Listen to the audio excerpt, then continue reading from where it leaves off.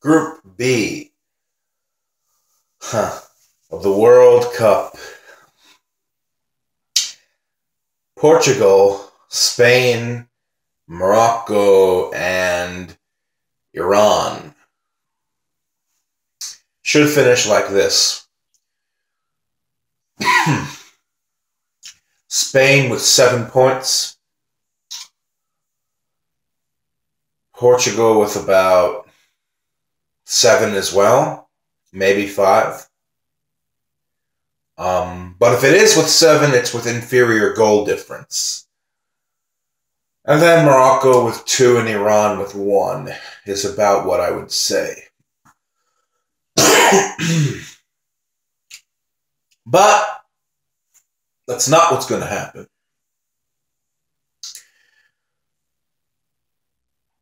If Portugal and Spain had not went out in the first round in the last World Cup, thus giving them something less to prove or improve upon, I would actually go with somewhat of a surprise here and pick one of Iran or Morocco, to come out of this group. Portugal versus Iran is going to be interesting because you have Portuguese manager Carlos Queiroz, who is at the helm of the Iranian team. He was Iran's coach in the last World Cup as well. Iran also in the same group as Portugal in the 2006 World Cup. Coincidentally, the last World Cup held on European soil. That match ended in a 2-0 victory for Iran. So you have 2 teams that are meeting again just a few World Cups later. They play each other in their final match of this group. And then you have Spain versus Morocco. That'll be interesting. The thing is, you have Spain, Portugal, and Morocco. 3 countries that are all geographically very close to each other. I mean, either bordering or borderline. Morocco only separated by Portugal and Spain through the Strait of Gibraltar, which is a very, very narrow body of water. Why does that matter? It matters because if you know Moroccans and you know Moroccan culture, you know that there's a friendly little rivalry that goes on between all the countries of that region and the Iberian Peninsula, and also the extreme northwestern point of Africa, Morocco. So, it's very trust me, the Moroccan public very much wants to get a positive result against one of Spain or Portugal or both. Because they're right across the water, there is that little bit of a rivalry. It's not so much a soccer rivalry so much as it is a geopolitical, cultural one. So this is going to be interesting.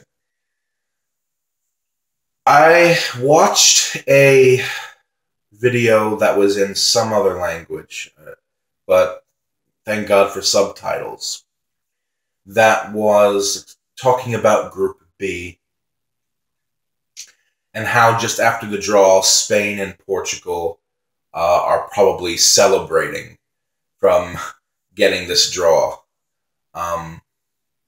Number one, I don't think they did. And number two, if they did, they shouldn't be. They could have gotten a harder group. I mean, there's no doubt about that. From pot 3, they could have gotten a team like an Iceland or Senegal. And then from pot 4, they could have gotten like Nigeria or I don't know. Sorry about that. What was I saying? Yeah. But Morocco and Iran, think they're going to be quite a handful, actually, in this group. I said in a previous video, and I'll say again, I think with both Morocco and Iran in the same group, you have arguably the two best defensive teams from both Africa and Europe, Africa and Asia, respectively. Morocco not conceding a single goal in the final round of qualifying. Iran not conceding a single goal until the final game of qualifying. This being an Iranian golden generation of players. You also have a Moroccan team who, Morocco's manager, who is a brilliant tactician, really. You go look up a little bit of Hervé Renard's work and the stuff that he pulled off managing other national teams within Africa. So they're in with a decent chance here of coming through. Plus, you have a European powerhouse in Portugal who are the current reigning European champions, but who, like many people have noticed, will tend to play to the level of their opponent, except in rare situations when they're, in a qualifying group that contains teams like the Faroe Islands, Andorra, Latvia, and a bullshit Hungary side. So this is going to be really interesting, and I see Iran and Morocco picking off points against Portugal and Spain. This is one group that's really difficult to predict on a match-by-match scoreline, but it's not that straightforward. I really don't think this is straightforward. You can make a case for Group G with England, Belgium, Panama, and Tunisia being straightforward because Panama's just lucky, just happy to be here. But with Morocco and Iran wants to come out of the group stage for the first time ever. And Iran is a lot better than they were in 2014. And you remember that 2014 Iranian side? They almost held Argentina, the eventual World Cup runners-up, to a draw. It took a really messy wonder strike to get the full 3 points against them. And damn it, they can for sure do that against Portugal, who we saw in the Confederations Cup. As time drags on into a match, the dependency on Ronaldo and Alves and Cedric really starts to show. So I could see Iran getting an important point off of somebody. Now, here's the problem. Iran and Morocco play each other first. And if one of them fails to win that match, they are really up against it. Because for any of them to have, to exponentially increase their chances of coming through, they have to get 3 points off of each other in that first match. So that maybe they can get a draw with Portugal or Spain and then slip in through second on 4 points or so. So, the opening match, even though these are two very defensive teams, it should be a wide open affair. It should be a really wide open affair. They should throw caution to the wind. I don't think it's going to be like a repeat of the Iran-Nigeria match of 2014, which was boring. Because Iran and Morocco need to get maximum result from that game. So I think there's going to be goals. I think we're going to see a lot of goals. And here's a bold prediction. Everyone's going to be looking forward to the Spain-Portugal match, and I will be too. But the Iran-Morocco match It's my prediction. It's going to be more exciting than the Spain-Portugal match because there's more on the line. There's more at stake. Portugal and Spain,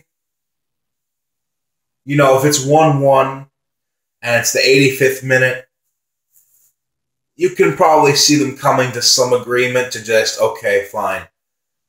Let's just get the other 6 points against Morocco and Iran. And let's just try to beat them on goal difference or something. You could see something like that unfold. But there's more initiative in the Iran-Morocco match simply because there has to be. There has to be. You have the 2 weakest teams in the group playing each other first. And if they want to have a prayer of getting out, they got to get 3 points. So, Spain, if any powerhouse in this group is going to suffer at the hands of a surprise, I don't see it being Spain. Yeah, Spain did not advance in 2014, but this is different. You don't have Chile and the Netherlands in your group like you did last time. They should get through. I'm really impressed by this Spanish team, how well they rebuilt themselves after the disappointment of 2014. I did not expect Spain to come back this fast. And now already, in my opinion, they're a top 3 or 4 side. Top 3 or 4 side in the world. I consider them one of the favorites to win this whole tournament. And they can absolutely do it. They look really good under Julian Lopetegui. They don't seem to have completely abandoned tiki-taka, but they've evolved from it. They refurbished it. They look like they have more of their energy back, and they look more hungry now. One of the problems that the Spanish team had that was admitted by their own players was that after they won Euro 2012, their 3rd trophy in a row, they got a little bit complacent. I forgot who said that. I think it was Iniesta. It might have been Del Bosque, the coach, who said that. But now, 2 tournament disappointments in 2014 and 2016. Spain is back. They look just as good as ever. They've got their confidence back. They can win this tournament. They look really good. And they've moved past the problems that they had before with the whole false 9 formation as well. Portugal, they're European champions. But they also didn't advance in 2014. I don't know if I see that happening again, to be honest. I think the most likely scenario is Iran and Morocco cancel each other out. That first match ends in a high-scoring 2-2 draw. Portugal and Spain ends in a draw. A low-scoring draw, maybe even no score, maybe like a 0-0. Because I think that's going to be an Iberian slugfest. And then you have, like, Portugal